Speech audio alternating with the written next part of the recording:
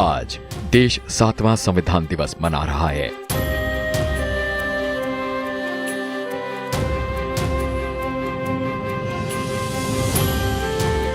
Melbourne loan कागज के 500 पन्नों पर तैयार हमारा संविधान टाइपसेट या मुद्रित नहीं है, बल्कि इसे हाथों द्वारा अंग्रेजी और हिंदी दोनों भाषाओं में कैलीग्राफी मुद्रा में उकेरा गया है।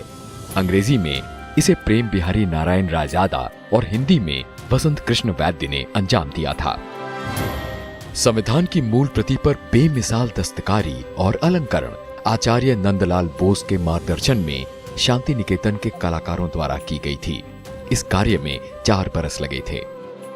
हमारे संविधान की मूल प्रतियां संसद भवन के पुस्तकालय में वैज्ञानिक पद्धति के माध्यम से बक्सों में सुरक्षित रखी गई हैं। भारत के संविधान की बुनावट 1946 की कैबिनेट मिशन योजना के तहत संविधान सभा द्वारा की गई थी। इसकी पहली बैठक 9 दिसंबर 1946 को हुई थी। पहली मीटिंग में 9 महिलाओं सहित 207 सदस्यों ने भाग लिया था। शुरुआत में संविधान सभा में 389 सदस्य थे, लेकिन स्वतंत्रता और विभाजन के बाद यह संख्या घटकर 299 रह गई थी।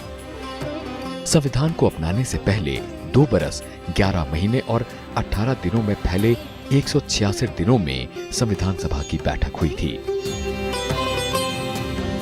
आपकी जानकारी के लिए संविधान का प्रत्येक भाग भारत के गौरवशाली इतिहास और अनुभव के एक विशेष चरण या चित्र के साथ शुरू होता है।